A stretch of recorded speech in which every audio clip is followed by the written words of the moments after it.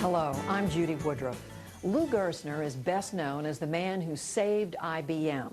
He took over the computer giant in 1993 after huge success building up the credit card business at American Express and a 4-year stint at RJR Nabisco. After IBM, he was tapped to become chairman of the private equity firm, the Carlyle Group. Today, Lou Gerstner is a senior advisor at Carlyle. We sat down here at their offices in New York City, and we talked about corporate America, his passion for education reform, and the economy. Lou Gerstner, thank you very much for talking with us. Well, I'm delighted to be here.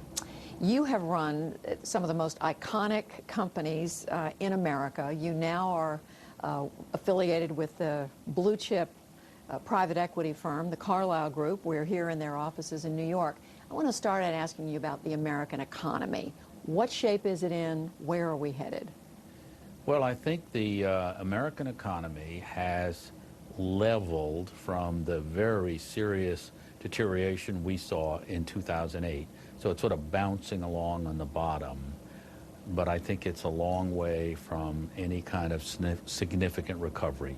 We have two problems, Judy, that still remain unresolved, and until they're resolved, we will not see significant growth. The first is that the American consumer is still deeply in debt and needs to rebuild his or her savings, and that consumer is anxious about jobs, employment, housing problems, all of which we do not have a resolution of. And so the American consumer is still very cautious and rebuilding his or her stability. And the American consumer is 70% of our economy. So we will not see that kick in for at least another year, I suspect. Second problem, the banks have not solved all their credit problems. They're still undercapitalized, and credit is critical to the restoration of growth. There are credit card debts that haven't been written off yet. There are construction debts that haven't been written off yet. The banks still need to raise more capital. And so those two factors, I think, are going to continue to keep the lid on any kind of significant growth. Obama administration economic policies. What is good about it? What's not so good about it? Well, I think what's good about it is they came in and put a stimulus package together, a huge stimulus package, very quickly. I think they learned from the major problems in the Depression that when you have this kind of deep economic downturn, you cannot spend too much. You've got to get ahead of the curve. So I think the spending programs they put in place, I think, have been very appropriate. I think what is still uncertain is how are they going to stop at the right time pouring all these trillions of dollars into the economy and back up before we get tremendous pressure on the U.S. dollar and therefore inflation pressure. So that's number one. I think they did the right thing. How they're going to come out of this is very important for everybody to maintain a balance. The second thing I worry about is, while I would not question the interventions they've made in the economy, taking over banks, basically, taking over the auto industry or parts of it in the U.S., I worry about whether the government really can run companies. And I worry about whether that intervention will lead toward truly better institutions or whether, in effect, these institutions won't get much better. You know, when you think about it, this may seem a little harsh, but we had deep problems in the automobile industry. So who did we pick to figure out how to fix the automobile industry? We picked two investment bankers. Two investment bankers. Those are the people that brought us CDOs, brought us underwritten subprime mortgages. They brought us this financial collapse. I mean, it's sort of like asking the arsonists to run the fire department. And what are they going to do with all this equity they own in these companies? And how are they going to make the trade-offs between government policies and the requirements of running a successful enterprise? Would it have been better just to let these companies go, let the banks go, let the auto companies go? Well, in some cases, the government made the decision to let them go. Some of the financial institutions like Bear Stearns and Lehman, or Bear Stearns really wasn't let go, but it was forced into a merger, so it effectively disappeared. So my problem is not with their decisions as to let things go or to keep them alive. My concern is how quickly is the government going to get out of their ownership positions and have these companies run as truly private enterprises that will make the tough decisions. I mean, there are a lot of difficult decisions that are going to have to be made in these automobile companies and in the insurance companies and in the banks. And if they have to be made in the context of a political environment, don't close my dealership in my state, don't close the manufacturing plant in my state, don't close that call center that bank owns in my state. I mean, we're going to see a conflict here between political objectives, which are certainly worthwhile. They're appropriate for politicians to have those concerns, but they can clash with building a very, very competitive company. And I think the sooner the government gets out and turns over the management and the equity, the ownership, to private sector people, the more comfortable I'm going to be. You run these huge companies. I assume healthcare costs had to be a problem. You know, it's long been the case in corporate America. Given that, as you watch this impassioned healthcare debate underway in Washington right now, what effect do you think what thoughts do you have about the effect it could have down the road on corporate America? Well, first of all, if we don't fix the spiraling cost of health care, it will have such a destructive impact on our economy that every sector of the economy will deteriorate. So we're about 18% of GDP is now spent on health care, and we're predicted to go to at least 20 and maybe more if we don't change the system. And despite that amount of expenditures, we've still got this huge number of uninsured people. So we really have a system that's terribly out of balance. So the corporations in America have been trying to continue to provide health care support for their employees, but they cannot do it if the costs continue to skyrocket the way they are. And a number of them are providing programs, wellness programs, cost sharing, which tends to get people to think more about their health care expenditures. Those programs are helping the American corporations. But until we provide a national solution here, we're going to see more and more corporations stop providing health care for their employees. Do you have an idea of what the right prescription is? Health care? Clearly, we have to cover the uninsured, and I suspect that means that we're going to have to require that everybody participate in a health care program in America. But what I think is the most important issue is how do we truly transform the way health care is delivered in America? I want to bring you back to something you raised a minute ago. I talked to you about the future of manufacturing in this country. IBM in 1993, when you took it over, was on the ropes. It was about to break up. You said no. You grew it back to prosperity. GM, 2009, on the ropes. The government owns it. Is about to significantly downsize it. Could GM learn in some way from the IBM experience? Well, you know, I really try not to think that I can tell other people sort of how to solve their own complex problems without knowing a little more about them. But I don't think this is a manufacturing issue. I think the issue is that IBM lost sight of what was going on outside its walls. It lost sight of its change in its customer demands. It lost sight of the competitive environment. It lost sight of the technological changes in its industry. It was insular. It had a culture that looked inward, not outside. GM has the same problem. GM has a culture of looking inside.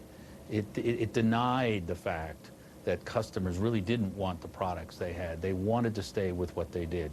And so to me, changing General Motors is all about changing the way people think, what they value, what they do every day, how fast they react.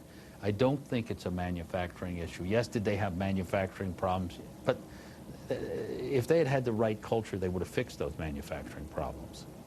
Let me ask you then about manufacturing, the future of manufacturing. Is it going to continue, you think, to play a diminishing role in the American economy? I think it will, but I think there's two things going on.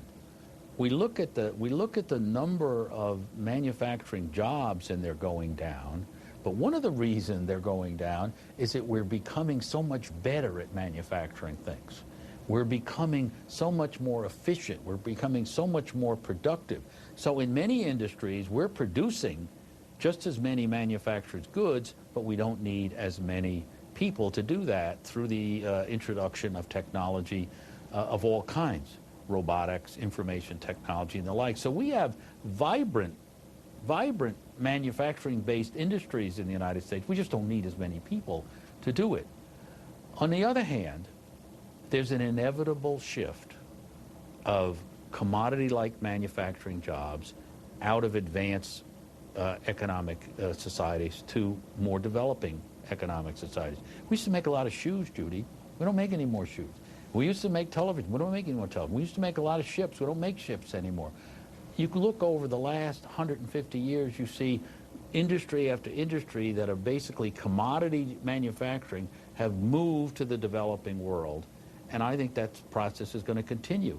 So the challenge for our country is to keep making sure we invest in the research and development that allows us to keep the manufacturing jobs, create the manufacturing jobs in robotics, in solar energy, in material science, in all of the biologics, all these great new sciences that we can be a leader in the manufacturing and in the development area. Education reform when we come back. Education reform. You are a longtime champion of doing something about education in this country. You've watched the early months of the Obama administration, what they're talking about. You've seen what Education Secretary Arne Duncan is talking about. What sort of a grade do you give them so far? Oh, I'm so excited about Arne Duncan. I went down to see him, and we talked, and he told me the kind of things that he's trying to do, that the president has asked him to do, and will support what he's going to do. And having worked at trying to fix the public schools for 35 years and have seen very little progress, I'm as optimistic as I've ever been that we now have in this administration a leader in Secretary Duncan who has one other thing other than leadership. He's got $100 billion. One of the problems we've had is that public education in America is a state-run activity. The federal government spends 8% of what we spend on public education. The rest is spent by the states and the cities. And so we have in public education in America these little islands of reform that get better. And we see a good school here, we see some real progress somewhere else, but we don't scale it up. And it doesn't get to be a national transformation. The Gerstner approach, among other things, you would eliminate, ideally, you would eliminate school districts, most of them around the country, implement national standards. You've just been talking about that. You can almost hear the conservatives screaming about this and saying, wait a minute, schools are supposed to be run at the local level. The last thing we need is a government takeover of education. But you're correct. But the liberals will be screaming too, because they don't like the idea of losing that local control anymore. Judy, look, it's been over 30 years since A Nation at Risk, this incredible study, 1983, pointed out that if a foreign country imposed the school systems we have today on this country, it would be declared an act of war. We have not fixed our school system. We've got to do something different. And we know what to do. We know what works. And so the question is, why? Why hasn't it worked? And it is my belief that it hasn't worked because we have 16,000 organizations responsible for change. Let me tell you something. You could not change, I could not have changed IBM if I had 16,000 profit centers. Do you think General Petraeus could win his war if he had 16,000 different majors running different activities in Afghanistan and Iraq? We need to come together as a nation and say, let's have 70 or 80 school districts. That's not centralization. One for each state, one for each major city, and then we could put 80 people in a room with the president and say, now let's go drive for the change we need to get. You advocate longer school days, longer school year, higher pay for teachers. How do you pay for that? Thomas Jefferson is attributed to saying, if you think education is expensive, try ignorance. So our country just made a $600 billion commitment to providing drug benefits to seniors. How about spending $300 billion to get great teachers for our kids? So the first answer I have is, don't tell me it's not. It's too expensive. The second answer I have is we spend an enormous amount of money on education that we could spend more efficiently. Judy, think about it. If you are a young person and you want to go into teaching, you think about it today. At the end of 20 years, you get paid, on average in America, $48,000 a year. That's the good news. The bad news is you get paid $48,000 whether you're a good teacher or a bad teacher. 50% of the teachers in America leave in the first 5 years. Which half do you think leaves? The half that has choices.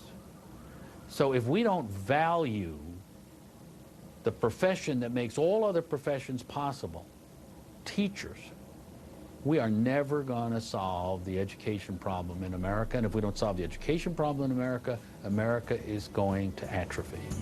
Up next, the direction of private equity. About 6 years ago, after you left IBM, you became chairman of the Carlyle Group, private equity firm. We're sitting in their offices right now, in your office.